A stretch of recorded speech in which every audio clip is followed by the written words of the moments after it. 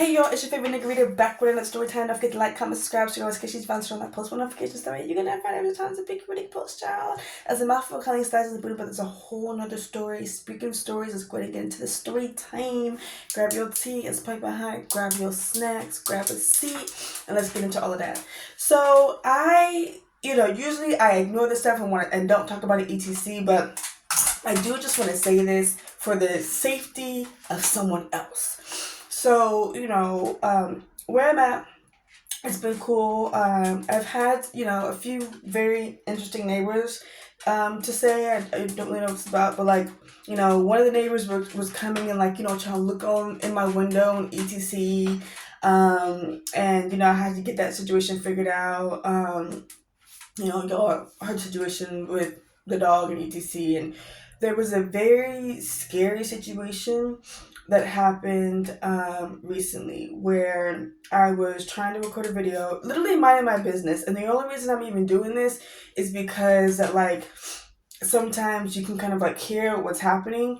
So I was minding my business and the neighbors next door, the guy can be really aggressive, and I peeped his aggression prior to the situation, but I just allowed it to be whatever, because again it's not my business. I already got a lot going on. I'm just going to continue on my business, though there would be many of times of when I would try to record, he would be extremely loud and disruptive, and you would hear him in the background of my videos.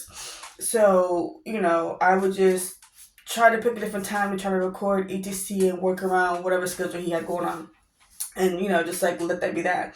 But this particular time I'm recording and I was talking about a very serious situation, and him and the girl that's there are getting into a situation, and it's okay, they're yelling and screaming and it's getting elevated.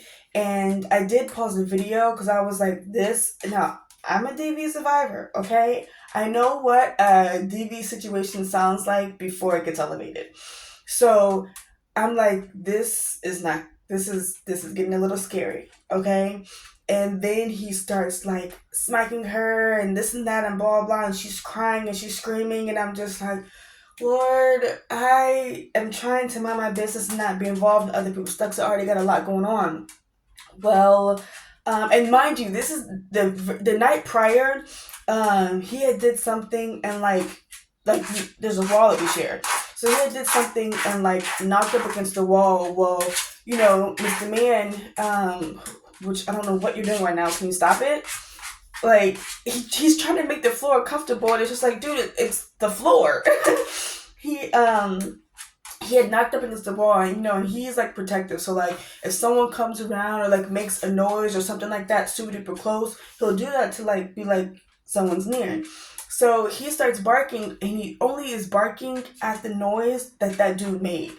And then he starts going, shut up to the dog, and it's being rude and aggressive to my dog via his space. And I didn't even say anything. I just let it be. It's and then the next day he's taking that same aggression and he's going off on the person that he's staying with and starts physically attacking her. And again, I wanted to mind my business and not even get involved in etc. Because I said, I already got a lot going on. Well, it gets so bad where I'm okay, at this point I have to call the cops, because if something happens to her and I can hear it, then you know what I mean? So I do. I call the cops and I let them know what's up. I did pass the information on, and I let that be that. Now, they came and was trying to get me to come to the door and talk to me and etc. And I was just oh, absolutely not. I'm not doing that. I did my piece by letting you guys know, y'all know what's up, but I'm not doing all that other.